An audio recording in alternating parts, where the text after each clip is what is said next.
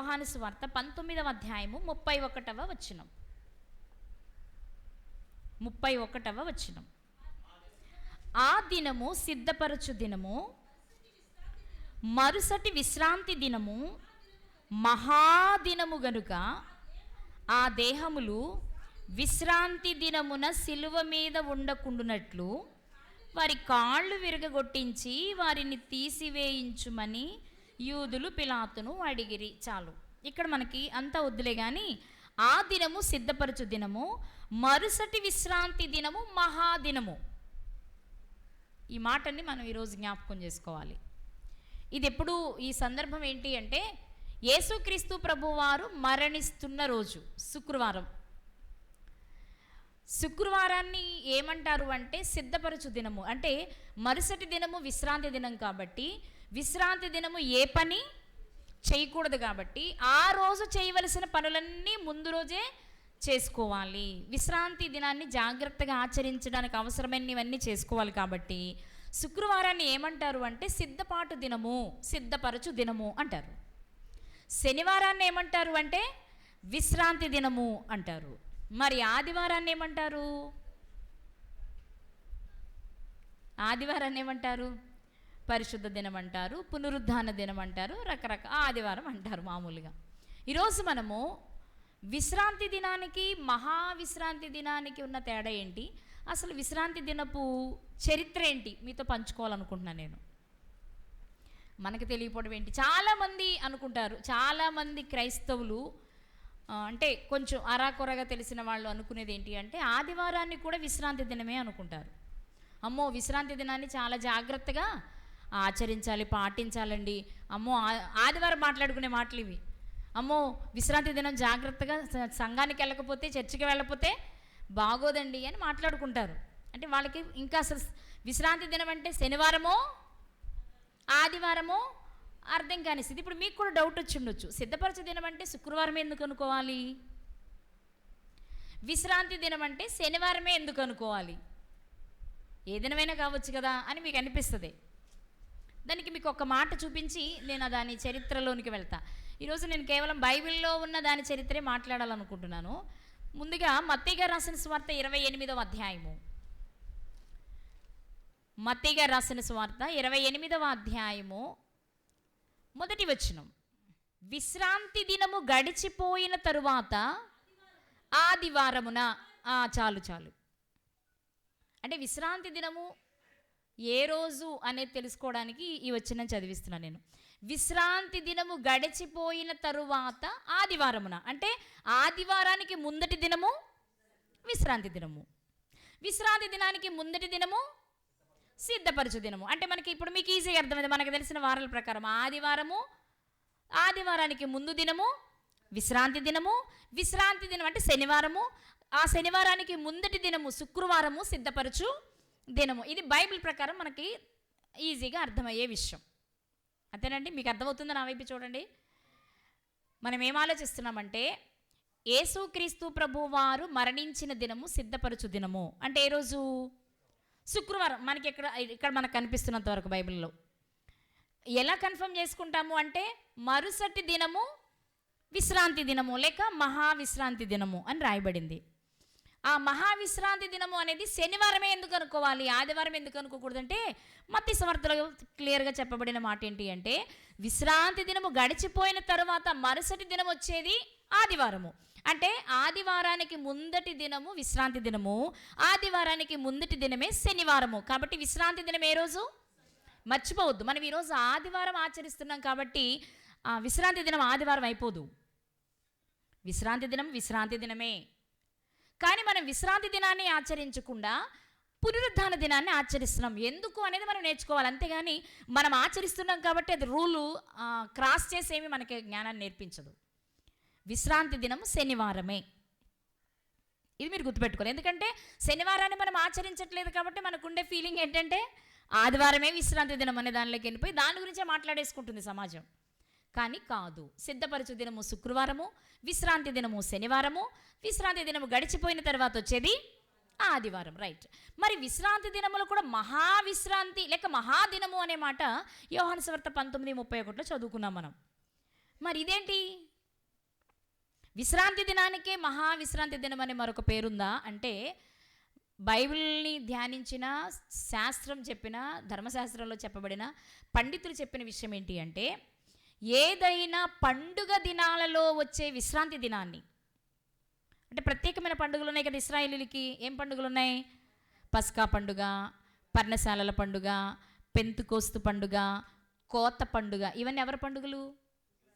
ఇశ్రాయేలీల పండుగలు. ఈ పండుగల సమయంలో విశ్రాంతి దినం వస్తుందిగా, అది మహావిశ్రాంతి దినము లేక మహాదినము. అంటే వాళ్ళ దృష్టిలో ఒకటి విశ్రాంతి దినము, అది రెండు ప్రత్యేకమైన పండుగలో వచ్చిన విశ్రాంతి దినము, కాబట్టి దానిని ఎలా మహావిశ్రాంతి దినముగా మాట్లాడుకునేవారు అనమాట. అందుకే ఇది మీరు తర్వాత చదువుకోండి. మనకి కాండాలు లేక నిర్గమ, లేవియా, సంఖ్యాకాండాల్లో ఆ మహావిశ్రాంతి దినం గురించి రాయబడింది. అంటే నేను దాని గురించి ఎక్కువ చెప్పాలనుకోవట్లా, కానీ మీరు గుర్తుపెట్టుకోవాల్సింది ఏంటి అంటే, విశ్రాంతి దినము అంటే గట్టిగా చెప్పండి, శనివారమే. మరి మహావిశ్రాంతి అంటే శనివారమే, కానీ పండుగలలో వచ్చే శనివారం, దానిని మహావిశ్రాంతి దినము అంటారు. అసలు ఈ మహావిశ్రాంతి అయినా విశ్రాంతే కదా, విశ్రాంతి పండుగలు వస్తే మహావిశ్రాంతి అయింది కాబట్టి, అసలు ఈ విశ్రాంతి దినానికి ఉన్న ప్రత్యేకత ఏంటి? ఈ రోజుకి సమాజంలో విశ్రాంతి దినాన్ని చాలా జాగ్రత్తగా ఆచరిస్తున్న వారు ఉన్నారు. నిజంగా వాళ్ళని చూస్తే మనం ఆచరించకపోవడం తప్పేమో అన్నట్లు అనిపిస్తుంది. వాళ్ళని చూస్తేనే కాదు, బైబిల్లో చెప్పిన మాటలను చూసినా కూడా. కాబట్టి అసలు ఏంటి దీని చరిత్ర? మనం ఎందుకు చేయట్లేదు, వాళ్ళు ఇంకా ఎందుకు చేస్తున్నారు? ఒకవేళ చెయ్యడమే రైట్ అయితే చెయ్యని మనం తప్పు చేస్తున్నట్టు కదా, అంతేనా? ఒకవేళ చెయ్యక్కర్లేదు అంటే చేసే వాళ్ళది తప్పు అవుతున్నట్టు కదా. ఏది వాస్తవమో తెలుసుకోవాలి మనం. అది నిజమైతే తప్పకుండా తెలుసుకోవాలి. ఇది తెలియాలి అంటే నేను ఎక్కువ రిఫరెన్స్లు చూపించలే కానీ విషయం చెప్పడానికి ప్రయత్నం చేస్తా, అర్థం చేసుకోవడానికి మీరు కూడా ప్రయత్నం చేయండి. మనందరికీ తెలిసింది ఆదికాండము 2వ అధ్యాయము. ఆదికాండము 2వ అధ్యాయము 2-3 వచనాలు. దేవుడు తాను చేసిన తన పని 7వ దినములోగా సంపూర్తి చేసి, తాను చేసిన తన పని అంతటి నుండి 7వ దినమున విశ్రమించెను. కాబట్టి దేవుడు ఆ 7వ దినమును ఆశీర్వదించి పరిశుద్ధపరచెను. ఏలయనగా దానిలో దేవుడు తాను చేసినట్టియు సృజించినట్టియు తన పని అంతటి నుండి విశ్రమించెను. ఇక్కడ మనకి విశ్రాంతి దినము గురించి కనబడుతుంది, కానీ ఇక్కడ మనకి విశ్రాంతి దినము అని లేదు, కానీ విశ్రమించెను అనే మాట కనిపిస్తుంది. ఇక్కడ దేవుడు సృష్టిని చేయాలి అనుకున్నారు, 6 దినాలు సృష్టిని చేశారు. 7వ దినమున ఏం చేశారు? ఆ సృష్టి నుండి చేసే పని నుండి విశ్రమించారు. అంటే పనిని మాని బయటకు వచ్చేసారు. పని బయటకు వచ్చేసారు కాబట్టి నా పని అయిపోయింది అనుకుని కూర్చోలా. ఆయన బయటకు వచ్చిన 7వ దినాన్ని ఆశీర్వదించారు, పరిశుద్ధపరిచారు. ఎందుకు 7వ దినానికి అంత ప్రాధాన్యత వచ్చింది అని మనం ఆలోచిస్తే, తండ్రి అయిన దేవుడు తాను చేయాలి అనుకున్న పని అంతటి నుండి సంపూర్తి చేసి, ఓకే అంతా చేశాను, చాలా బాగుంది, వెరీ గుడ్ అనుకున్నారు ఆయన. ఆ పని అంతటిని చూసిన తర్వాత బాగుంది అనుకున్న తర్వాత పనిలో నుండి బయటకు వచ్చేసారు. బయటకు వచ్చేస్తే అందులో తప్పేంది, బయటకు వచ్చేయచ్చు. కానీ ఇక్కడ విషయం ఏంటి? బయటకు వచ్చిన ఆయన ఆ 7వ దినాన్ని ఏం చేశారు? ఆశీర్వదించి పరిశుద్ధపరిచి, మనం మామూలుగా ఆలోచిద్దాము. దేవుడు చేసిన సృష్టి దినాలు, ఈరోజు మనం అనుకుంటున్న మనం అనుసరిస్తున్న దినాలు ఒక్కటేనా? చెప్పాలి మీరు చెప్పండి. ఇక్కడ కూర్చున్న వాళ్ళు నా వైపు చూసి ఆన్సర్ చెప్పే ప్రయత్నం చేయండి. దేవుడు చేసిన సృష్టి దినాలు ఈరోజు మనం ఆచరిస్తున్న దినాలు ఒక్కటేనా? కాదు కదా. ఎలా కాదని చెప్తాము అంటే, మనకి తెలుసు.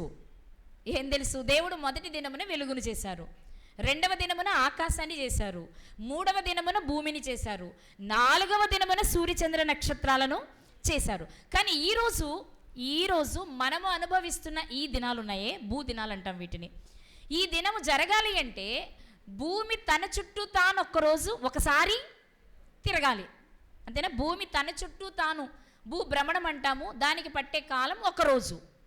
అలా అయితే ఒక రోజు గడుస్తుంది కాబట్టి మనకు రోజులు గడుస్తున్నాయి. ఆదివారం తర్వాత సోమవారం, సోమవారం తర్వాత మంగళవారం వస్తుంది. కానీ మరి దేవుడు చేసిన 7 దినాలు ఈ దినాలు కాదు కదా. మరి ఆయన విశ్రమించిన 7వ దినాన్ని మనం అనుభవిస్తున్న దినాలతో ఎలా పోల్చుకుంటాం? అవి వేరు కదా. అందరు ఇక్కడే ఉన్నారా? అవి వేరు కదా. ఎందుకు వేరు అంటే మనం అనుభవిస్తున్న ఈ దినాలు రావాలి అంటే 3వ రోజు భూమి రావాలి, 4వ రోజు సూర్యుడు రావాలి. అంతేనా? భూమి తన చుట్టూ తాను తిరగాలి అంటే భూమి రావాలి. ఆ భూమి తన చుట్టూ తాను తిరుగుతూ సూర్యుని చుట్టూ తిరిగితే 1 సంవత్సరం వస్తుంది. అది జరగాలంటే సూర్యుడు ఉండాలి. భూమి 3వ దినము, సూర్యుడు 4వ దినం వస్తే మరి మొదటి దినము ఏం జరిగింది? సూర్యుడు చంద్రుడు లేకుండా. అందుకే దాన్ని మనం ఏమన్నామంటే భూదినాలు కావవి, విశ్వదినాలు. వాటిని ఏ దినాలు అన్నారు? విశ్వదినాలు. అంటే మనలాంటి దినాలు కావు. అది ఒక్కొక్క దినం వచ్చే కోట్ల సంవత్సరాలు ఉంది అంది శాస్త్రం.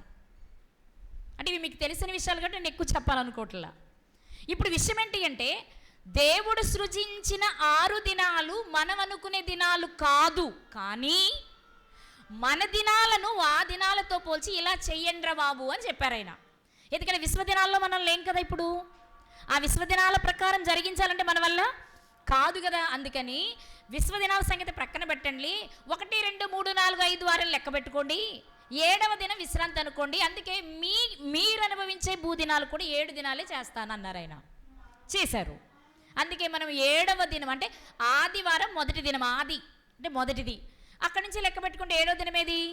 శనివారం వస్తుంది. అందుకే దేవుడు చేసిన 7 దినాల సృష్టిని మనిషి అనుభవిస్తున్న భూదినాలతో కంపేర్ చేసి మీరు దీన్ని ఇలా వాడుకోండి అని చెప్పారు. అందువల్లనే మనం అనుభవిస్తున్న దినాలలో శనివారాన్ని విశ్రాంతి దినంగా మనం మాట్లాడుకుంటున్నాం. మామూలుగా ఆలోచిస్తే ఆయన సృష్టిని చేసి ఆయన విశ్రమించిన దినం మనం అనుభవించే దినాలు కాదు. కానీ దానిలో నుండి ఒక పాఠాన్ని మనకు నేర్పాలని ఆయన అనుకున్నారు. కాబట్టి అవి ఏ దినాలైనా వాటిని 7గా చేసి, అంటే 6 దినాల సృష్టి, 7వ దినం విశ్రాంతిని మనకి 7 దినాలుగా దేవుడిచ్చి 7వ దినమున మీరు కూడా విశ్రమించండి అని చెప్పారు. ఎందుకయ్యా అలా చేశారు అంటే ఆయన చేయడమే కాదు, చేసి చెప్పిన మాట, ఇశ్రాయేలు ప్రజలకు ధర్మశాస్త్రంలో చెప్పిన మాట ఒకసారి మనం చూడగలిగినట్లయితే నిర్గమాకాండము 20వ అధ్యాయము, నిర్గమాకాండము 20వ అధ్యాయము 8వ వచనం. విశ్రాంతి దినమును పరిశుద్ధముగా ఆచరించుటకు జ్ఞాపకముంచుకొనుము. చాలమ్మా, చాలు. ఒకసారి నా వైపు చూడండి. అక్కడేమో ఆయన విశ్రమించిన దినము 7వ దినము కాబట్టి దానిని పరిశుద్ధపరిచి ఆశీర్వదించి దీనిని విశ్రాంతి దినంగా మీ దినాలలో లెక్క పెట్టుకోమని చెప్పి వదిలేశారు.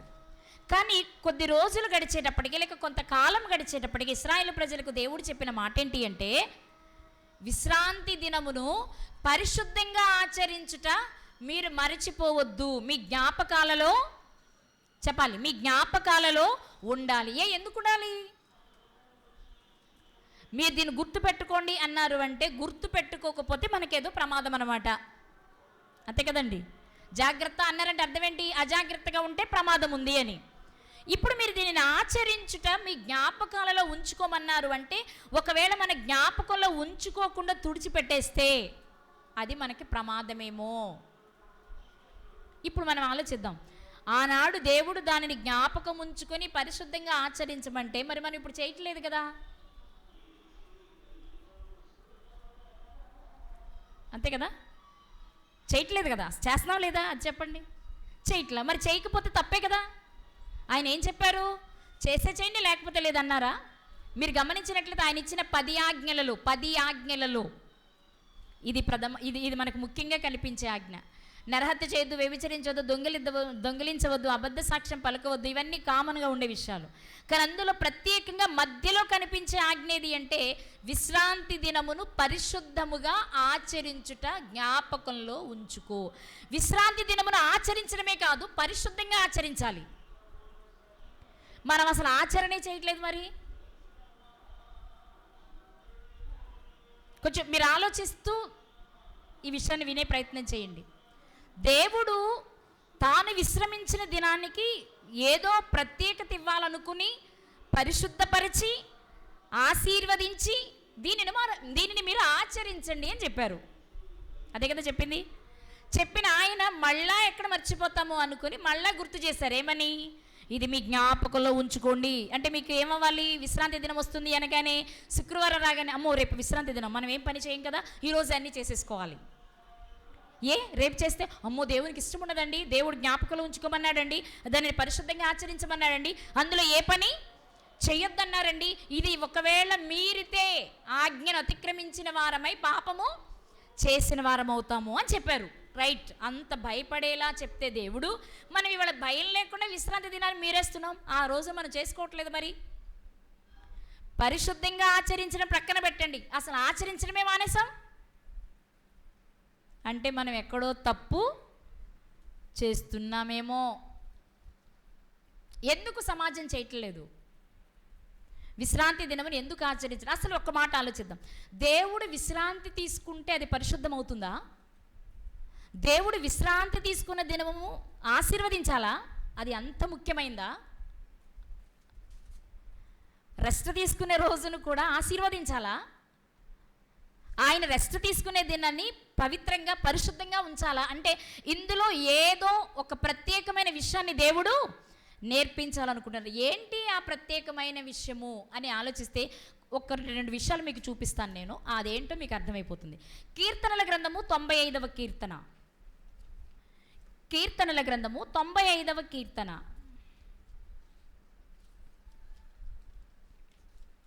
95వ కీర్తన 11వ చరణం.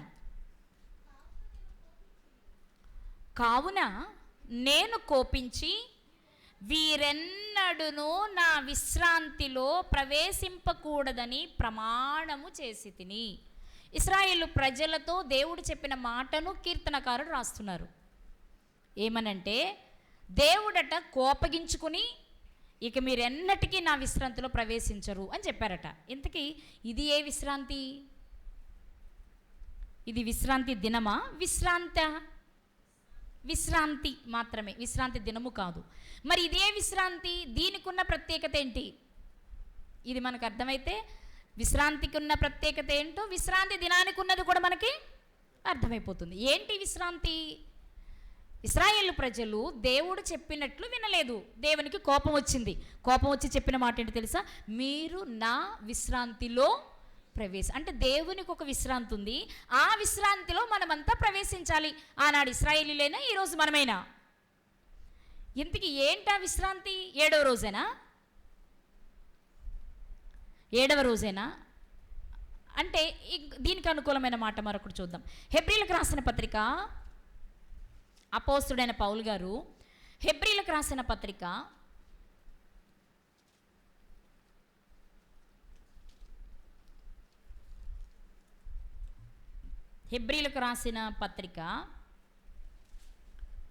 4వ అధ్యాయము, ఒకసారి 3వ అధ్యాయము 18వ వచనం.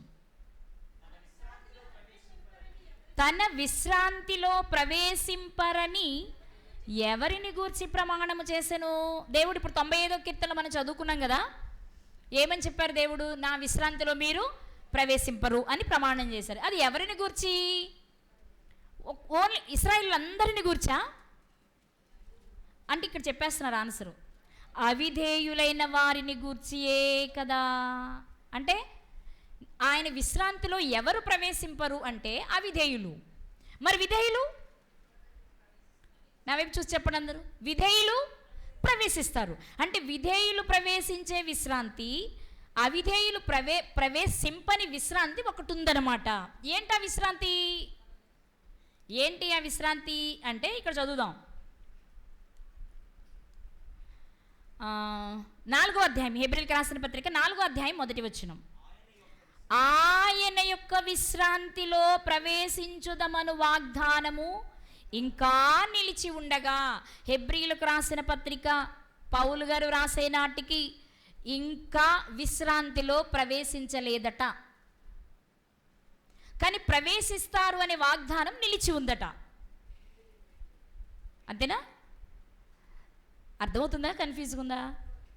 అర్థమయ్యమన్నట్టుందా? కొంచెం వైపు చూస్తే మీకు అర్థమవుతుంది. విశ్రాంతి దినము శనివారము, టూకీగా చెప్పాలంటే, మామూలుగా చెప్పాలంటే మనం అనుభవిస్తున్న భూదినాలలో 7వ దినము. ఆ 7వ దినముని ఎందుకు మనం ఆచరిస్తున్నాము అంటే, ఒకనాడు దేవుడు తాను విశ్రమించి దానిని పరిశుద్ధపరిచి ఆశీర్వదించి మనకిచ్చి దీనిని మీరు తప్పకుండా పాటించండి అని చెప్పారు. అదే విశ్రాంతి దినము. దానికే మరొక భాషలో మనం చెప్పాలి అంటే ఆ దినమునే మనం విశ్రాంతి అంటున్నాం. దేవుడు అంటున్నారు, నేను విశ్రమించి ఉన్నానే, ఆ విశ్రాంతిలోనికి మీరు కూడా ప్రవేశించాలి అని చెప్పారు. అయితే ఇశ్రాయేలు ప్రజలు విసిగించడం చేత చెప్పిన మాట ఏంటి అంటే, మీరు నా విశ్రాంతిలో ప్రవేశింపరు అని అవిధేయులతో చెప్పారు. మరి విధేయులకి ఏం చెప్పారు? మీరు నా విశ్రాంతిలో ప్రవేశిస్తారు, నేను మీకు నా విశ్రాంతిని ఇస్తాను అని చెప్పారు. నా విశ్రాంతిని మీకు ఇస్తాను అని చెప్పారు. ఇక ఇంకో మాట చూద్దాం. హెబ్రీయులకు రాసిన పత్రిక 4వ అధ్యాయము 9వ వచనము 10వ వచనము చదువుకుందాం. కాబట్టి దేవుని ప్రజలకు విశ్రాంతి నిలిచి ఉన్నది. ఎవరికి? దేవుని ప్రజలంటే ఎవరు? మనం ముందు చెప్పుకున్న మాటల ప్రకారం విధేయులు. ఆయన మాటకు విధేయులైన వారికి ఒక వాగ్దానం నిలిచి ఉంది. ఏంటది? నా విశ్రాంతిలో మీరు ప్రవేశిస్తారు అని చెప్పిన మాట. ఇంతకీ ఏది ఆ విశ్రాంతి అని అడిగితే బైబిల్ చెప్తుంది, ఎందుకనగా 10వ వచనం, దేవుడు తన కార్యములను ముగించి విశ్రమించిన ప్రకారము ఆయన యొక్క విశ్రాంతిలో ప్రవేశించిన వాడు కూడా తన కార్యములను ముగించి విశ్రమించును. ఎందుకు దేవుడు దాన్ని పరిశుద్ధపరిచి ఆశీర్వదించాడు తెలుసా? ఆయన ఎలా పనిచేసి విశ్రాంతిలోనికి వెళ్ళాడో, ఒక వ్యక్తి మరణించేలోపు పని చేస్తేనే విశ్రాంతి అని చెప్పడానికి. అర్థమైందా మీకు నా మాట? ఎందుకు ఆయన విశ్రమించిన దినాన్ని పరిశుద్ధపరిచారు, ఆశీర్వదించారు, మనకిచ్చి దీనిని పాటించమని చెప్పారు అంటే, ఆయన పాటించి విశ్రమించినట్లే మనము కూడా మనకు అప్పగించిన పనిని చేసి విశ్రాంతిలోనికి వెళ్ళాలి. అంటే విశ్రాంతిలోనికి ఎవరు వెళ్తారు? విధేయులు వెళ్ళే చోటేది? విశ్రాంతి. అంటే మీకు అర్థమైపోయి ఉండాలి ఇప్పుడు ఆ విశ్రాంతి ఏది? పరలోకము. అంటే పరదేశకు ముందు వెళ్తాము, ఆ తర్వాత పరలోకానికి వెళ్తాము. కాబట్టి టోటల్గా చెప్పాలి అంటే దేవుడు అన్న విశ్రాంతి ఏది? పరలోకము. దేవుడు అన్న విశ్రాంతి ఏది? పరలోకం. ఆ పరలోకానికి చేరాలి అంటే 6 దినాలు కష్టపడాలి. అంటే నువ్వు విశ్రాంతిలోనికి వెళ్ళడానికి ముందు నీ జీవితం అంతా నువ్వేం చేయాలి? ఎందుకు కష్టపడాలంటావేమో, నేనే కష్టపడి పనిచేశాను రా, ఆ తర్వాత నేను రెస్ట్ తీసుకుంటున్నా, నాలానే నీకు ఇవ్వాలనుకుంటున్నా. ఏమి ఇవ్వాలనుకుంటున్నా? నీకు ఇచ్చిన జీవిత కాలం అంతా, నీకు ఊహ తెలిసిన నాటి నుండి మరణించే వరకు నువ్వు కష్టించి నా కొరకు పనిచేయి. ఆటోమేటిక్గా నువ్వు నాకు విధేయుడివై చేసావని నమ్ముతాను. నీకు నేను ఉండే చోటులో స్థానాన్ని ఇస్తాను. అంటే దేనిలో చోటిస్తాను? నా విశ్రాంతిలో చోటిస్తాను. దీని వెనుక ఇంత చరిత్ర ఉంది, ఇది మనం అర్థం చేసుకోవాల్సిన మాట. ఓకే, కొంచెం ముందుకెళ్దామా? ఆయన యొక్క విశ్రాంతిలో ప్రవేశించిన వాడు కూడా తన కార్యములను ముగించి విశ్రమించును. కాబట్టి అవిధేయత వలన వారు పడిపోయినట్లుగా మనలో ఎవడునూ పడిపోకుండా ఆ విశ్రాంతిలో ప్రవేశించుటకు జాగ్రత్త పడుదుము. ఓకే, మనం ఏం చేయాలి? వాళ్ళ అవిధేయులు ఏం చేశారు? విశ్రాంతిలో ప్రవేశించలేదు. ఇప్పుడు మనం ఇక్కడ విశ్రాంతిలో 2 చూడాలి. కొంచెం కష్టంగానే ఉంటుంది కానీ అర్థం చేసుకోండి. 2 విశ్రాంతులు ఏంటి అంటే, ఒకటి ఇశ్రాయేలీలు కనానుకు చేరడం.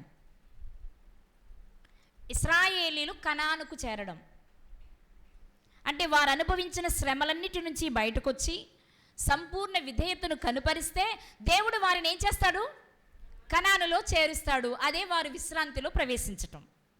2వ విశ్రాంతి ఏంటి అంటే, నీకిచ్చిన జీవిత కాలాన్ని దేవుని పని కొరకు నువ్వు వాడితే నీ మరణ దినమందు నీవు దేవుడు ఉన్న లోకాన్ని చేరగలవు. ఇది దేవుడిచ్చే అసలు సిసలైన విశ్రాంతి. ఇది నేర్పాలి అంటే విశ్రాంతి దినమును పరిశుద్ధంగా ఆచరించాలనే ఆజ్ఞ తప్పకుండా ఉండాలి. అంటే అక్కడ చెప్పింది ఆయన, ఎందుకంటే దాన్ని పరిశుద్ధపరిచి ఆశీర్వదించి ఆజ్ఞాపించింది ఏంటి అంటే, మీరు దీన్ని జ్ఞాపకంలో ఉంచుకొని ఆచరించాలి. ఎందుకు ప్రభువా? ఇదిగో నేను చేసిన పనిని చూస్తే రేపు మీరు ఆ లోకానికి చేరతారనే విషయాన్ని మీకు నేర్పాలనుకుంటున్నా నేను. అందుకని ఏం చేశారంటే విశ్రాంతి దినాన్ని తప్పకుండా అందరూ ఆచరించాలి అని చెప్పారు. అంటే ఇప్పుడు మనం ఆలోచన చేస్తే, ఇప్పుడు మనం పరలోకం వెళ్ళాలంటే, నిత్య జీవాన్ని స్వతంత్రించుకోవాలి అంటే, మన జీవితకాలం అంతా పని చేయాలి అనే విషయం మనకు అర్థం కావాలంటే, మరి మన విశ్రాంతి దినాన్ని ఆచరించాల్సిందేగా. అది ఆచరిస్తుంటేనే కదా వాళ్ళకి ఆ విషయం జ్ఞాపకంలో ఉండేది, అంతేనా? వాళ్ళు దాన్ని ఆచరిస్తూ ఉంటే ఏమర్థం అవుతుంది? పిల్లలు అడుగుతారు, ఎందుకు విశ్రాంతి దినాన్ని ఆచరిస్తున్నాం మనం అని అడుగుతారు. అప్పుడు తల్లిదండ్రులు ఏం చెప్పాలి? దేవుడు పని చేసి విశ్రమించాడు నాన్న, మనము పని చేస్తేనే మనకి విశ్రాంతి. ఆ విశ్రాంతి ఏదో కాదు, ఆయన ఎక్కడ విశ్రాంతి తీసుకుంటున్నాడో మనం అక్కడికి వెళ్ళే అవకాశం ఉంటుంది. ఈ పాఠాన్ని నేర్పడానికి దేవుడు 7వ దినమును విశ్రమించి పరిశుద్ధపరిచి మీరు ఆచరించండి అని ఆజ్ఞాపించారు. మరి దీని వెనక ఎంత చరిత్ర ఉంటే అర్థమైందా మీకు నేను చెప్పిన విషయం?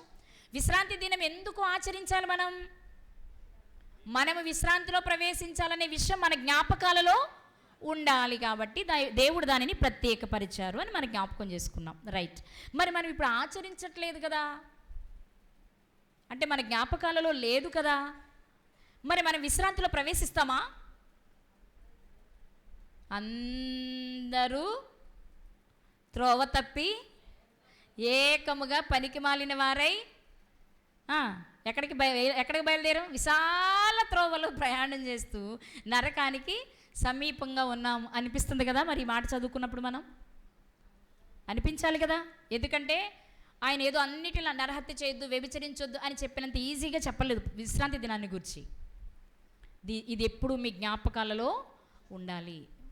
అది మన బైబిల్ గ్రంథాన్ని పరిశీలిస్తే ఇశ్రాయేలు ప్రజలకు ఆజ్ఞాపించిన తరువాత వాళ్ళు ఏం చేశారో కొన్ని మాటలు చూద్దాం. వారికి ఆజ్ఞాపించిన తర్వాత వాళ్ళు చేసింది ఏంటో మనం చూస్తే మనకి కొంచెం అర్థమవుతుంది అన్నమాట. నిర్గమాకాండం 31వ అధ్యాయం 14వ వచనం. నిర్గమాకాండము 31వ అధ్యాయము 14వ వచనం. కావున మీరు విశ్రాంతి దినమును ఆచరింపవలెను, నిశ్చయముగా అది మీకు పరిశుద్ధము, దానిని అపవిత్రపరిచిన వాడు తన ప్రజలలో నుండి కొట్టివేయబడును. దేవుడు చెప్తున్నమాట, విశ్రాంతి దినమును మీరు నిశ్చయముగా జరిగించాలి, ఆచరించాలి. లేకపోతే ఏమవుతుంది? నువ్వు నా ప్రజవే కావు, నువ్వు నా వాడివి కావు. దేవుని వారు కాని వారంతెవరు? అన్యులైన వారంతా ఎక్కడికి వెళ్తారు? దేవుడు ఉండే చోటుకైతే కాదు. అందుకే ఆయన 1కి 10 సార్లు చెప్తూ వచ్చిన మాట ఏంటి అంటే, విశ్రాంతి దినమును నిశ్చయముగా ఆచరించాలి, విశ్రాంతి దినమును పరిశుద్ధంగా ఆచరించాలి. విశ్రాంతి దినమును పరిశుద్ధంగా ఆచరించకపోతే వాడు నా వాడు కాడు. విశ్రాంతి దినమును పరిశుద్ధంగా ఆచరించకపోతే వారికి విధించబడే శిక్ష ఏంటో తెలుసా? సంఖ్యాకాండము 15వ అధ్యాయము, సంఖ్యాకాండము 15వ అధ్యాయము 32వ వచనం నుండి చదువుకుందాం. ఇశ్రాయేలీలు అరణ్యంలో ఉన్నప్పుడు ఒకడు విశ్రాంతి దినమున కట్టెలు ఏరుట చూచిరి. వాడు కట్టెలు ఏరుట చూచిన వారు మోషే యొద్దకును అహరోను యొద్దకును సర్వ సమాజమునొద్దకును వానిని తీసుకొని వచ్చిరి. వానికి ఏమి చేయవలనో అది విశదపరచబడలేదు గనుక వానిని కావలిలో ఉంచిరి. నా వైపు చూడండి ఒకసారి, మీకు మళ్ళొకసారి మీకు అర్థమయ్యే మళ్ళొకసారి చెప్పడానికి ప్రయత్నం చేస్తా. దేవుడు 6 దినాలు సృష్టి చేసి 7వ దినమున విశ్రమించి దానిని పరిశుద్ధపరిచి మనకిచ్చి, మీరు అనుభవిస్తున్న భూదినాలలో 7వ దినమును విశ్రాంతి దినంగా ఆచరించడం మీ జ్ఞాపకాలలో ఉంచుకోండి. ఎందుకు ప్రభువా అంటే, మీరు కూడా మీకు ఇచ్చిన జీవితకాలంలో కష్టపడి తిరిగి నా దగ్గరకు రావాలి అంటే, ఇది మీ జ్ఞాపకాలలో ఉండాలి అంటే మీరు దీనిని ఆచరిస్తూ ఉండాలి. ఒకవేళ మాలో ఎవరైనా దీనిని మీరితే ఏంటి అని అడిగితే ఏం చేయాలో చెప్తాను అన్నారు. వీరు ప్రయాణంలో ఉండగానే ఇశ్రాయేలీయులు ఒక వ్యక్తి విశ్రాంతి దినమున కట్టెలు ఏరుకుంటున్నాడట, పొయ్యిలోకి పొల్లలు ఏరుకుంటున్నాడు. చూశారు, అరే విశ్రాంతి దినం ఏమీ చేయకూడదు కదా, ఇతడు ఏంటి ఏకంగా పొల్లలు ఏరుకుంటున్నాడు అని అక్కడ పరిగెత్తుకుంటూ వెళ్ళిపోయి. మరి చూడు, ఆశ్చర్యకరమైన విషయం కదా, దేవుడు చెప్పారు చెయ్యాలి. అది మీరిన ఒక వ్యక్తి కనిపించగానే పరిగెత్తుకుంటూ మోషే గారి దగ్గరకు, అహరోను గారి దగ్గరకు, సర్వ సమాజం దగ్గరికి వెళ్ళి, మరి చూసావా అతను పొల్లలు ఏరుకుంటున్నాడు, దేవుడు చెప్పాడు కదా ఆ రోజున మేరొద్దని ఏమీ చేయొద్దని, కానీ అతను పని చేస్తున్నాడు చూసారా అని అడిగారు. మరి ఇప్పుడు ఏం చేయాలి? అతన్ని దేవుడు చెప్పిన మాట అతను మీరాడు. అది మీరితే ఏం చేయాలి, అంతకుముందు దేవుడు ఇంక వాళ్ళకి చెప్పలా, చెయ్యొద్దని మాత్రమే చెప్పాడు. మీరిన సంగతి మొదటిసారిగా వీళ్ళ ముందుకు వచ్చింది. ఇప్పుడు మోషే గారు ఏం చేశారంటే అతనిని కావలిలో పెట్టి దేవుని దగ్గర విచారణ చేశారు. ఆయా, మరి ఆయన ఇలాంటి తప్పు చేశాడు కదా, అతనికి మేము ఎలాంటి శిక్ష వెయ్యాలి, ఆ తప్పు నుంచి అతను బయటకు రావాలి అంటే మేము ఎలాంటి శిక్ష వెయ్యాలి అని అడిగారు. అప్పుడు దేవుడు చెప్పిన మాట 35వ వచనం చదువుతున్నా నేను. సంఖ్యాకాండము 15:35. తరువాత యెహోవా ఆ మనుష్యుడు మరణ శిక్ష నొందవలెను, సర్వ సమాజము పాళెము వెలుపల రాళ్లతో వాణ్ణి కొట్టి చంపవలెనని మోషేతో చెప్పెను. కావలిలో ఉంచి దేవుని అడిగితే దేవుడు చెప్పిన మాట ఏంటో తెలుసా? వాడు చావాలి, వాడు చావాలి. ఎలా చావాలి? రాళ్లతో కొట్టి చంపేయండి అన్నాడు. పాప మొట్టమొదటిగా మరి బలేని ఈ వ్యక్తి ఎవరో పేరు రాయబడలేదులే కానీ ఆజ్ఞను మీరాడు, మరణాన్ని తెచ్చుకున్నాడు. ఇక్కడ ఒక పాఠాన్ని మనం నేర్చుకోవాలి.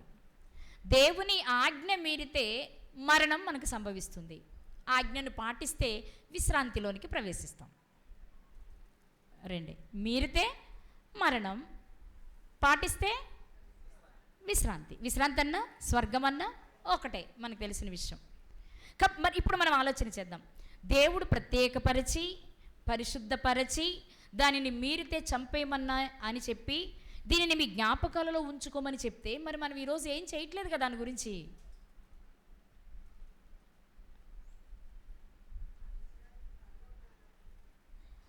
పరలోకానికి చేరే వరకు ఇది మన జ్ఞాపకాలలో ఉండాలిగా.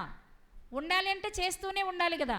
ఇంకా చెప్పాలి అంటే క్రొత్త నిబంధనలో కూడా విశ్రాంతి దినాన్ని దేవుడు పాఠాన్ని నేర్పాలనుకున్నారు, కానీ అది నేర్చుకోవాలంటే దీన్ని చేస్తూనే ఉండాలి కదా. దీన్ని చూస్తూ ఉంటేనే అది మన జ్ఞాపకాల్లో ఉంటుంది.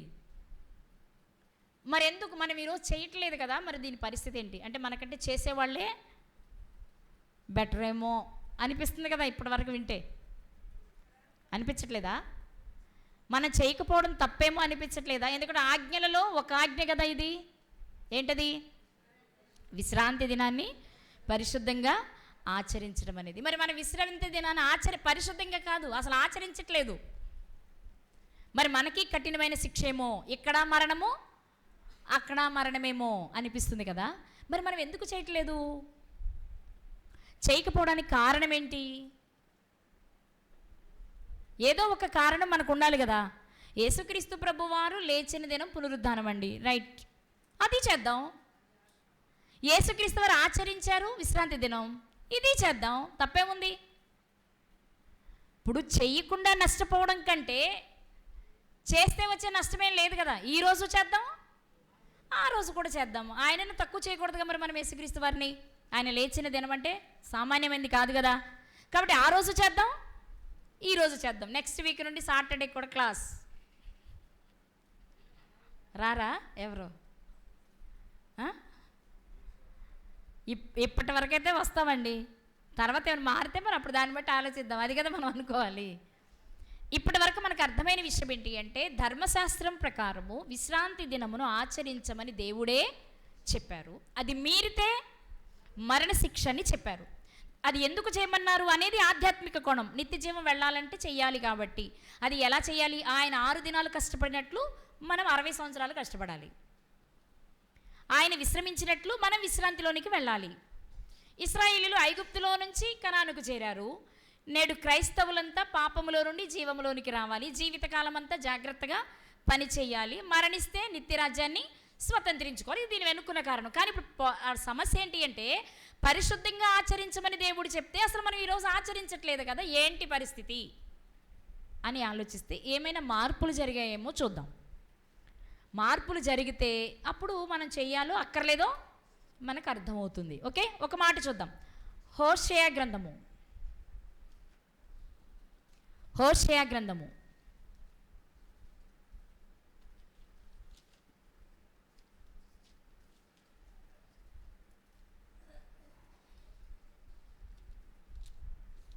2వ అధ్యాయము 11వ వచనం. హోషేయ గ్రంథము 2వ అధ్యాయము 11వ వచనము జాగ్రత్తగా చూడండి. ఈ వచనమును మనం గతంలో చాలాసార్లు చదువుకున్నాం. పండుగలకు సంబంధించి దాని ఉత్సవ కాలములను, దాని అంటే ఇశ్రాయేలీలు లేక యెరూషలేము అనేది మనకు కనపడుతుంది.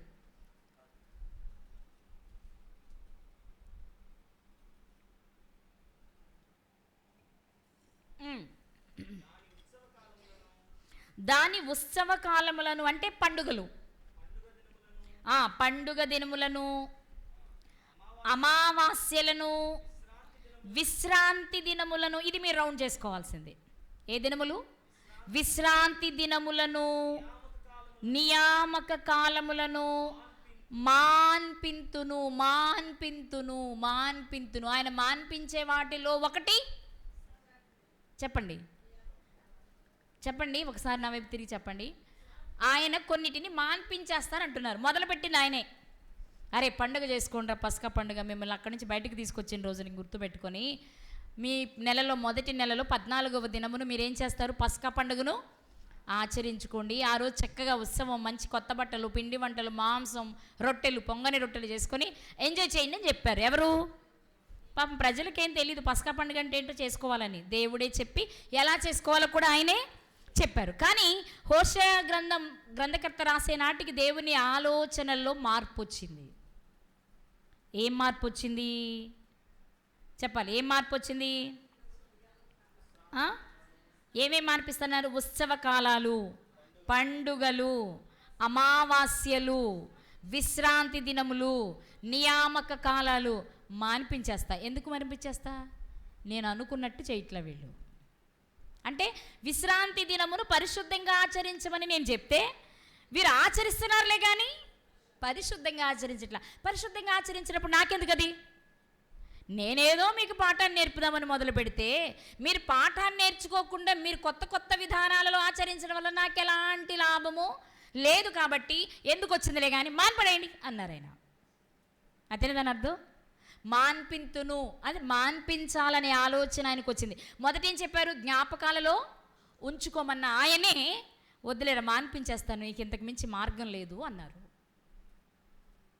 అన్నారంటే మాన్పించేస్తారా? తప్పకుండా మాన్పించేస్తానన్న ఆయన మాన్పించేశారు. కానీ మనం మానం. ఆ రోజన్నా చక్కగా మంచి ముద్ద వెళ్తుంది, నలుగురు కలిసి సంబరాలు చేసుకోవచ్చు, మంచి మ్యూజిక్ పెట్టి డాన్స్ కూడా చేసుకోవచ్చు. ఇవన్నీ ఉండాలంటే ఏముండాలి? మనకి పండగలు ఉండాలి. ఇప్పటికి కూడా చాలామంది దృష్టిలో ఆదివారమే విశ్రాంతి దినం అని అనుకుంటే ఆ రోజు ముక్కు ఉండాలి వద్దా? ఆ రోజే కదండి. చికెన్ ఏ రోజు వేస్తారు చెప్పండి? సోమవారం వేస్తారేమో అడగండి. ఇక్కడ చికెన్ వేసే వాళ్ళని అడగండి. మీరు సోమవారం వేస్తారా? శుక్రవారం వేస్తారా? ఎప్పుడు వేస్తారు? ఎందుకు? అదే వారంలో వచ్చే పండుగ లాంటిది. ఆ రోజు పనులన్నీ మానేసుకుంటాం. ఏ పని చేయొద్దన్నారు కాబట్టి ఏ పని చెయ్యం. కానీ తినే పని మాత్రం ఎవరు మానం కాబట్టి ఇంట్లో కూర్చొని రోజు తినే కూరగాయల కంటే ఆ రోజు ₹1 ఎక్కువైనా స్పెషల్ వండుకొని తినాలి అని నిశ్చయించుకున్నాం. ఇప్పుడు దేవుడు ఏమనుకున్నారంటే, నేను దీనిని జ్ఞాపకంలో ఉంచుకుని మేము ఏదో ఒక రోజు ఈ లోకాన్ని విడిచి మరో లోకానికి వెళ్ళాలనే విషయం నేర్పించాలని నేను వీటిని ప్రవేశపెడితే వీళ్ళేం చేశారు? మొక్క కోసం, ముద్ద కోసం ఆలోచిస్తున్నారే కానీ నేను చెప్పిన ఆలోచనను వారి హృదయంలో నెరవేరట్లేదు. కాబట్టి నెరవేరినప్పుడు ఎందుకు ఇంకది వేస్ట్గా మాన్పించేస్తా అన్నారు. ఏమన్నారు? మాన్పించేస్తా అన్నారు. అలాగే మరొక మాట చూస్తే ఆమోసు గ్రంథము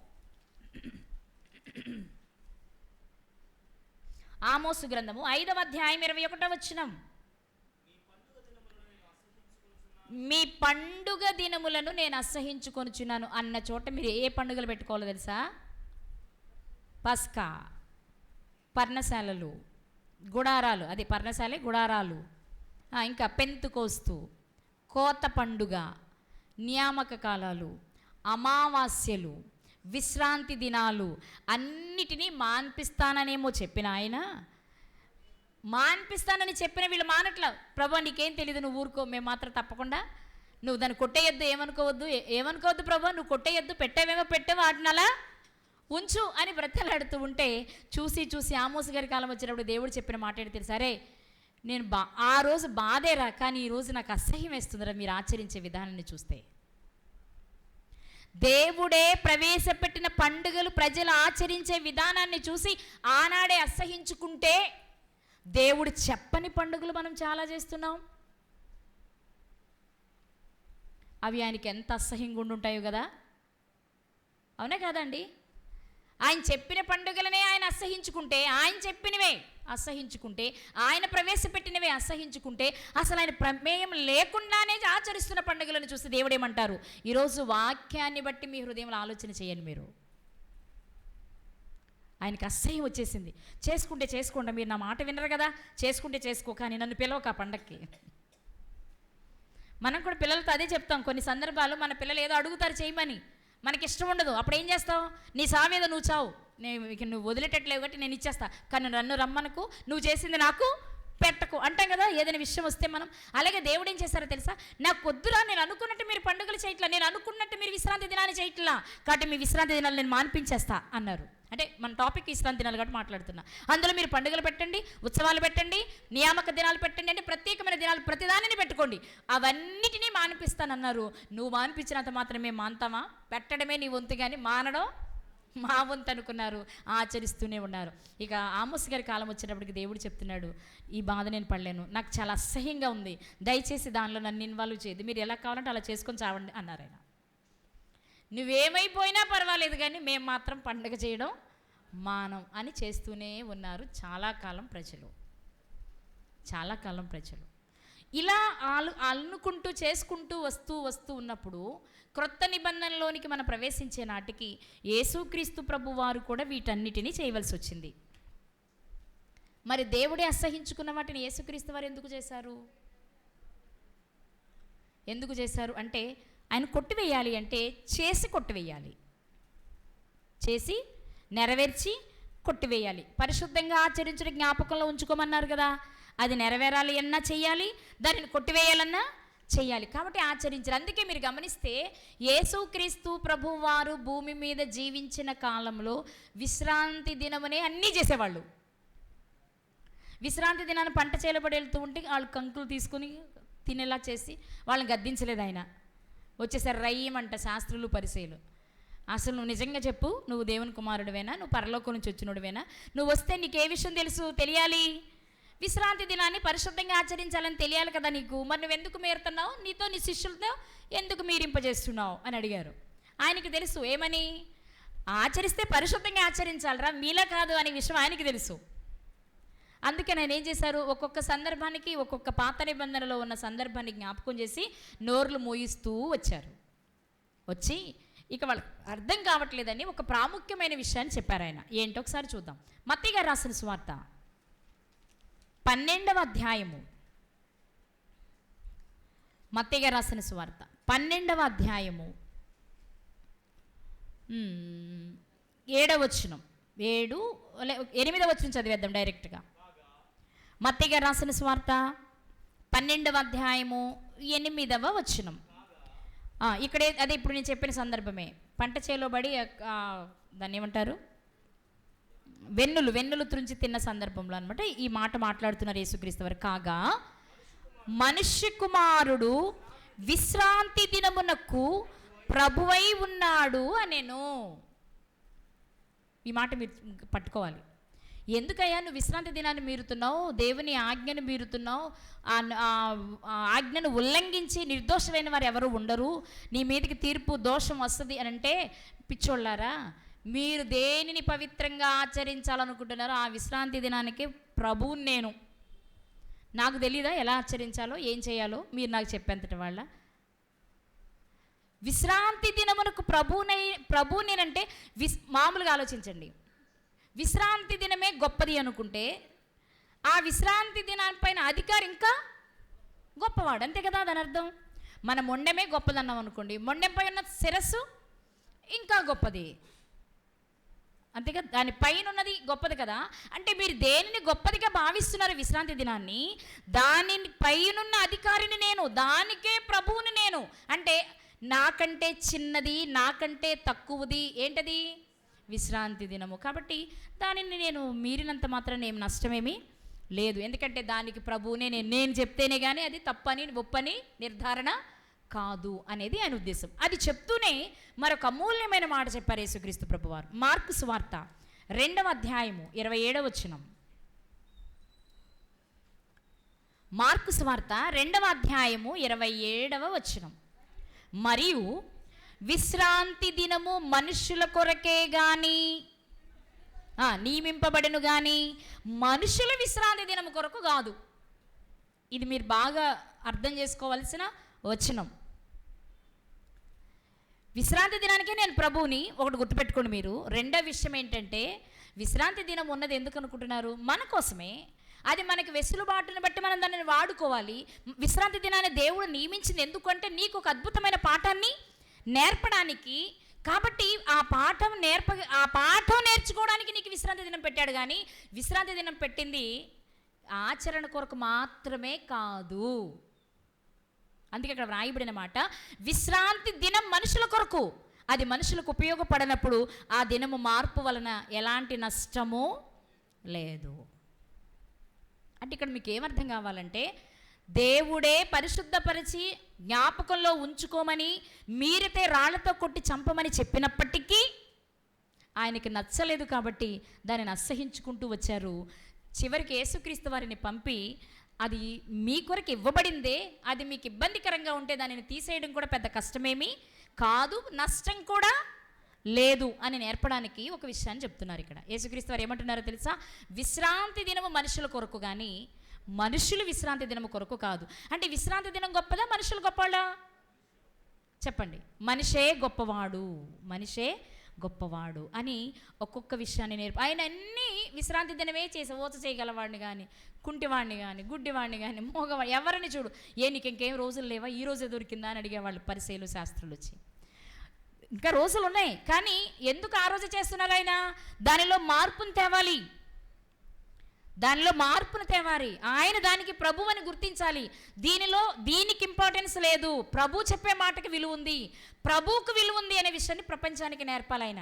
కాబట్టి ఆయన ఏం చేశారంటే ఆ రోజే చేసేవారని. అందుకే సగం వాళ్ళు ఏం చేసేవాళ్ళు తెలుసా? వీడు అబద్ధాలు కోరు, వీడు దేవుని నుండి వచ్చినవాడు కాదు, కాబట్టి వీడికి సిలువ లేక మరణమే తగిన శాస్తి అని వాళ్ళలో వాళ్ళే ప్లాన్లు వేసుకుంటూ వచ్చారు. ఇప్పుడు మనకు అర్థం కావాలి, ప్రారంభంలో దేవుడు విశ్రాంతి దినాన్ని పరిశుద్ధంగా ఆచరించమని చెప్పారు. ఆచరించకపోతే మరణశిక్ష కూడా విధించారు. కానీ మనుషులు దానిని దేవుడు కోరుకున్నట్లు ఎప్పుడైతే ఆచరించలేదో దానిని మాన్పించేయాలి అనుకున్నారు. ఆ మాన్పించడం అనేది ఆ తరముల ప్రజలు అనుసరించకపోవడం వలన ఎలా మాన్పించాలి అంటే, తన కుమారుని పంపించి దానిపైన అధికారిగా ప్రభువుగా నియమించి ఆయన దానిని అనుసరించి ముగించి ఇదిగో ఇలా బ్రతకాలి అని మనకు నేర్పాలి అని దేవుడు అనుకున్నారు. ఇప్పుడు మీరు చెప్పండి, విశ్రాంతి దినం మాన్పించాలన్నది ఎవరి ఉద్దేశం? దేవునిదే ఉద్దేశం. కాబట్టి ఈరోజు మనం విశ్రాంతి దినం ఆచరించనంత మాత్రాన భౌతికంగా జరిగే నష్టం కానీ లేక ఆధ్యాత్మికంగా జరిగే నష్టం కానీ ఏమీ లేదు. నువ్వు గుర్తించాల్సింది ఏంటి అంటే, నీ జీవితకాలం అంతా నువ్వు కష్టపడి పని చెయ్యాలి. నువ్వు విశ్రాంతి అంటే నిత్య జీవానికి వెళ్ళేలా ఉండాలి. ఒకవేళ ఇక్కడ కష్టపడలేదో అక్కడ కష్టపడాలి, అక్కడ విశ్రాంతి ఉండదు. ఇక్కడ విశ్రాంతి కోరితే అక్కడ విశ్రాంతి ఉండదు. ఇక్కడ విశ్రాంతి లేకుండా కష్టపడితే అక్కడ విశ్రాంతి ఉంటుంది అనే విషయం నేర్పాలి. అంతే. ఈ విషయం ఎవరికి నేర్పాలి? దినాలకు నేర్పాలా? ఆయన మనుషులకు నేర్పాలా? మనుషులకే. అందుకే విశ్రాంతి దినమైన, పండుగలైన, నియామక కాలాలైన, ఉత్సవాలైన మనుషుల కొరకు ఉన్నాయి కానీ మనుషులు వాటిని ఆచరించడం కొరకు కాదు. అయితే చేస్తాము, అవకాశం లేదనుకుంటే వదిలేస్తాం. అందుకే గలతీ పత్రిక వచ్చే నాటికి పౌలు గారు చెప్పిన మాట ఒకసారి చూసుకుందాం. గలతీలకు రాసిన పత్రిక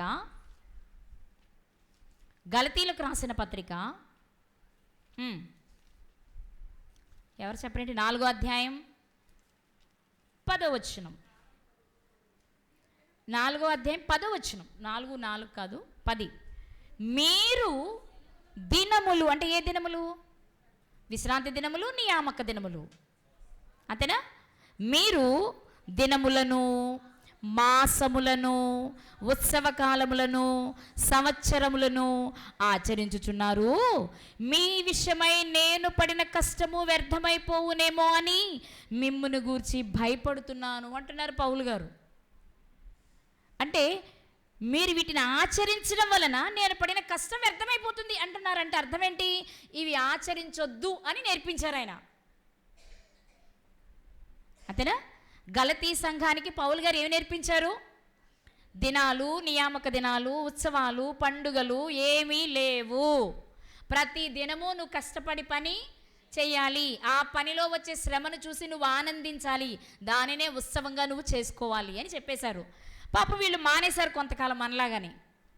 కానీ మళ్ళీ ఎవరో ఒకరు తొలుస్తారుగా. ప్రపంచం అంతా చేసుకుంటుంటే మనం చేసుకుంటూ వచ్చిందా, ఏం పర్లే కానీ పసకా పండుగ మొదలు పెట్టండి అన్నారు. ఆటోమేటిక్గా కొంతమంది మళ్ళీ అటువైపు మరులుతారు. నిజమే, మనకి అసలు పండగలు ఏమి లేవుగా, ఒక పండగ చేసుకుంటే మనం ఏమైనా పెద్ద విగ్రహారాధన చేస్తామా ఏమన్నానా, ఏదో అందరూ వండుకుంటున్నారు కాబట్టి కొంచెం పలావ్ వండుకుందాం, పొద్దున్న టిఫిన్కి 4 గారెలు వండుకుందాం. అవి ఏమంత తినేదే కదా, నోటి నుండి లోపలికి వెళ్ళేది మనల్ని అపవిత్రపరచదు కదా, లోపల నుండి బయటకు వచ్చేదే తప్ప. అక్కడ 4 గారెలు తిన్నా తప్పులేదు, 4 చికెన్ ముక్కలు తిన్నా తప్పులేదని మనం కూడా నలుగురితో పాటు ఏం చేస్తాం, పూసే ఇలాగే చేశారు గల్తీలో ఉన్న వాళ్ళు కూడా. అప్పుడు పౌలు గారు, ఏంటి మీరు చేస్తుంది, నేను ఎంత కష్టపడ్డాను మిమ్మల్ని ఆచారాల నుంచి బయటికి తీసుకురావడానికి. దేవునికి ఇష్టం లేని పండుగలు, విశ్రాంతి దినాలు మీరు ఆచరిస్తుంటే దేవుడు బాధపడుతున్నాడని ఎన్నో విషయాలు మీకు నేర్పించాను కదా నేను. అవి నేర్చుకున్న మీరు మానేశారు. నేను అమ్మయ్య వీళ్ళు చాలా మంచోళ్ళండి, గల్తీలో ఉన్న పిల్లలు చక్కగా మాట విన్నారు అనుకుని నేను సంబరపడి మిమ్మల్ని వదిలి ఇంకో ఊరు వెళ్ళే లోపల మళ్ళీ మీరు మొదలు పెట్టేశారే, నేను పడిన కష్టం అంతా ఏమైపోయింది అన్నారంటే అర్థం ఏంటి, అప్పటికే ఆచరించడం అన్నీ మానేశాయి. ఏవన్నీ, దినములు. దినములు అంటే విశ్రాంతి దినము, నియామక దినము, ఉత్సవములు, పండుగలు అన్నిటినీ మాన్పించేశారు. బాగా ఆలోచించాలి. పాత నిబంధనలు ఆచరించమని చెప్పారు, చివరికి వచ్చేటప్పటికి నేను అసహించుకుంటున్నాను అన్నారు. యేసుక్రీస్తు వారు వచ్చేటప్పటికి నేను మారుస్తున్నాను అన్నారు. పౌలు గారు వచ్చేటప్పటికి నేను మాన్పించాను కదా అంటున్నారు. ఇదే పౌలు గారు కొలస్సీలకు రాసిన మాటను చూసుకొని ముగించుకుందాం. కొలస్సీలకు రాసిన పత్రిక 2వ అధ్యాయము 16వ వచనము. అందరూ ఈ మాటలు చూడాలి, మీ మనసులో పెట్టుకోవాలి. మరి మనకు పెద్ద డౌటు, మనం విశ్రాంతి దినం ఆచరించకపోతే నరకానికి పోతామేమో, ఎంత బ్రతికి భయమే కదా. దాన్ని మనం కన్ఫర్మ్ చేసుకోవాలంటే ఈ వచనాలన్నీ మనం తప్పకుండా నోట్ చేసుకోవాలి. అందులో ఒకటి కొలస్సీలకు రాసిన పత్రిక 2వ అధ్యాయము 16వ వచనం. కాబట్టి అన్నపానముల విషయంలోనైనను, అంటే అన్నపానముల విషయం అంటే ఏది తినాలి ఏది తినకూడదు, ఇది తింటే నేను నరకానికి వెళ్ళిపోతాను, ఆటి విషయాలు ఉంటున్నారేమో, చాలా జాగ్రత్త. పండుగ విషయంలోనైనా, అమావాస్య విషయంలోనైనా, ముఖ్యంగా ఈరోజు స్పెషల్ విశ్రాంతి దినము అను వాటి విషయంలోనైనా మీకు తీర్పు తీర్చే ఎవనికి అవకాశం ఇవ్వద్దు. అంటే అర్థం ఏంటి, బాలేవాడివి పాత నిబంధన చెప్పింది పరిశుద్ధంగా ఆచరించమని, చెయ్యి అని ఎవరొకరు అంటారు కదా. అప్పుడు మరొక క్రైస్తవుడు అంటాడు, మరి క్రీస్తునందు ఇవన్నీ కొట్టివేయబడ్డాయి కదా అని మరొక వ్యక్తి వచ్చి, కొట్టివేయబడింది కూడా నీకు ఇంకా తెలియదా అని అడిగి తీర్పు తీర్చే పరిస్థితిలోనికి నువ్వు వెళ్లకుండా ఉండాలి అంటే మార్పు ఎలా జరిగిందో, ఎక్కడ జరిగిందో, ఎంతవరకు జరిగిందో తప్పకుండా మనం తెలుసుకోవాలి. కొలస్సీ సంఘానికి వచ్చేటప్పటికి ఎవరైనా తీర్పు తీర్చడానికి అవకాశం ఇస్తావేమో ఇవ్వద్దు. ఎందుకో తెలుసా, అక్కడ 17వ వచనంలో చెప్పారు, ఇవి రాబోవు వాటి ఛాయయే కానీ నిజ స్వరూపం ఎందులో ఉంది, క్రీస్తులో ఉంది. క్రీస్తు ఏది చెప్పాడో అది ముఖ్యం. అంటే తండ్రి చెప్పిన మాట ముఖ్యం కాదు అనొద్దు. క్రీస్తు చేసినవన్నీ తండ్రి చెప్పినవే. ప్రారంభంలో చేయమని చెప్పినప్పుడు చేశారు, దానిని మార్చమని చెప్పినప్పుడు మార్చారు, చెయ్యొద్దు అని చెప్పిన తర్వాత చెయ్యొద్దనే చెప్పేశారు. అంటే ఇప్పుడు మనం ఏం చేయాలి, మరి పండుగలు చేయొచ్చా, విశ్రాంతి దినాలు చేయొచ్చా? ముఖ్యమైన విషయం ఏంటంటే విశ్రాంతి దినానికే ప్రభువు క్రీస్తు ఇవన్నీ పండుగలు, విశ్రాంతి దినము, నియామక దినములన్నీ ఛాయ, నిజము ఎందులో ఉంది, క్రీస్తులో ఉంది. కాబట్టే క్రీస్తు పునరుద్ధానుడైన దినాన్ని మనం జరుపుకుంటున్నాం. అర్థమైందా? ఆదివారం ఎందుకు చేసుకుంటున్నాం, ప్రభువు మృతులలో నుండి లేపబడి ఉన్నారు, మనము ఏదో ఒకరోజు లేస్తాము అనే నిరీక్షణ కలిగిన వారము. కాబట్టి ఆ లేచిన దినాన్ని మన జ్ఞాపకాలలో ఉంచుకోవడం. ఇలా ఎవరైతే వినాలి, ఎవరైతే నిన్నే మాట్లాడుకున్నాం మనం కదా, ఎవరైతే అపరాధముల చేత పాపముల చేత చచ్చిన స్థితిలో ఉంటారో దానిలో నుండి బయటకు వచ్చిన వాడికి ఉండవలసిన నిరీక్షణ ఏంటి అంటే, దానిలో నుంచి బయటకు వచ్చిన నేను జాగ్రత్తగా బ్రతికితే విశ్రాంతిలోనికి ప్రవేశిస్తా. సమాధుల్లో ఉన్న నేను బయటకు వస్తేనే విశ్రాంతిలోనికి ప్రవేశిస్తా అనే పాఠం నీకు అర్థం కావాలి అంటే ఇప్పుడు విశ్రాంతి దినమే అవసరం లేదు. ఏది కావాలి?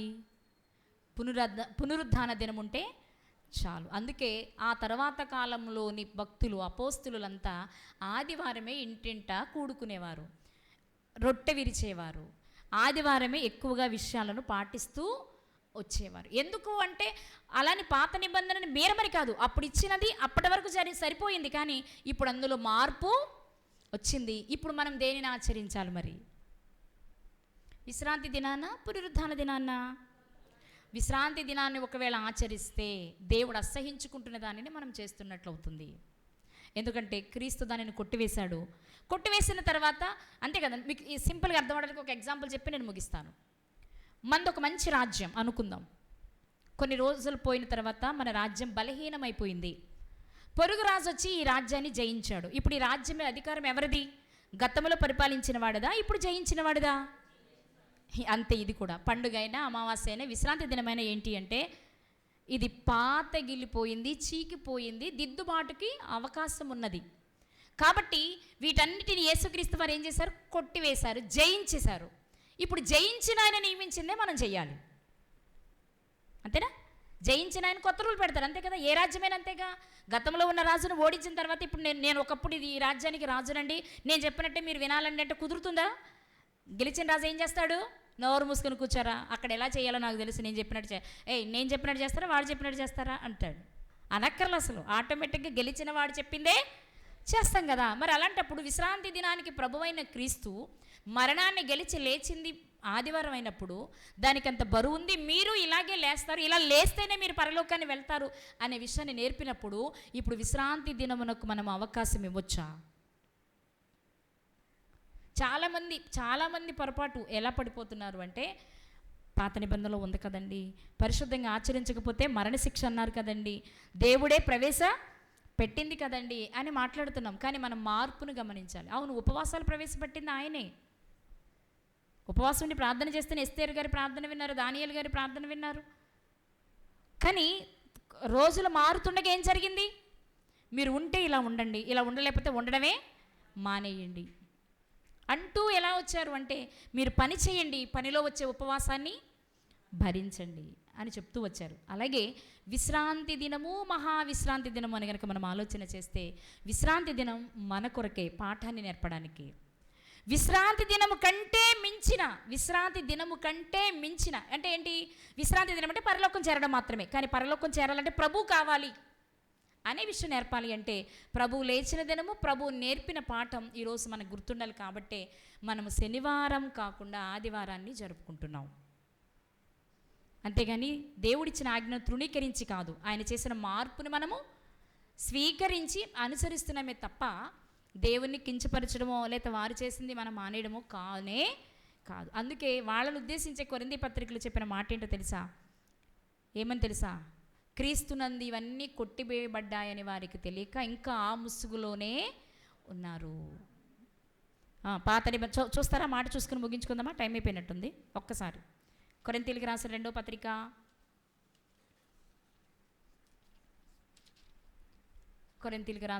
పత్రిక 3వ అధ్యాయము 14వ వచనము 15వ వచనము. మరియు వారి మనస్సులు కఠినములాయను గనుక నేటి వరకును పాత నిబంధన చదవబడినప్పుడు అది క్రీస్తునందు కొట్టివేయబడినని వారికి తేటపరచబడక ఆ ముసుకే నిలిచి ఉన్నది.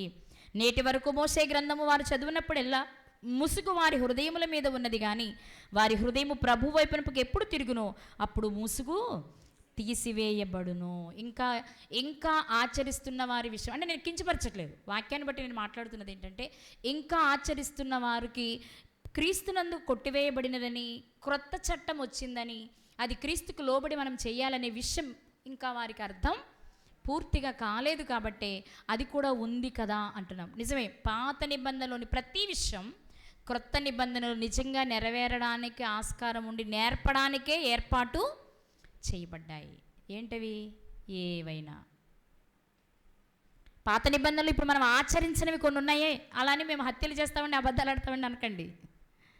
అవి ఎప్పుడూ ఉన్నాయి. కొన్ని ఉన్నాయి, పండుగలు ఉన్నాయి, విశ్రాంతి దినాలు ఉన్నాయి, లేదా బలులు ఉన్నాయి. ఇలాంటివన్నీ యేసుక్రీస్తు వారు నెరవేర్చేశారు కాబట్టి, ఆయనలో అవన్నీ కొట్టివేయబడ్డాయి కాబట్టి ఇప్పుడు మనం వాటిని ఆచరించవలసిన అవసరత లేదు. కాబట్టి మనం ఇప్పుడు భయపడవలసిన అవసరతే లేదు. అలాని ఆదివారం మాత్రమే చేసి మిగిలిన రోజులన్నీ విశ్రాంతి తీసుకోమని నేను చెప్పట్లేదు. ప్రతి దినము దేవుని కొరకు బ్రతకడం చాలా మంచిది. ఇంకా చెప్పాలి అంటే 6 దినాలు కష్టపడితేనే విశ్రాంతి, 6 దినాలు పని చేస్తేనే చెప్పండి పరలోకం. కాబట్టి అన్ని దినాలు చేయండి పని, ముఖ్యంగా ఆదివారం ఒకసారి రండి దేవుని సన్నిధికి. ఎందుకంటే నేను ఎంత కష్టపడితే అక్కడికి వెళ్తాను అనే విషయం మనం జ్ఞాపకం చేసుకోవడానికి వీలుంటుంది కాబట్టి. ఓకే, కాబట్టి విశ్రాంతి దినాన్ని ఇప్పుడు ఆచరించాలా మనం?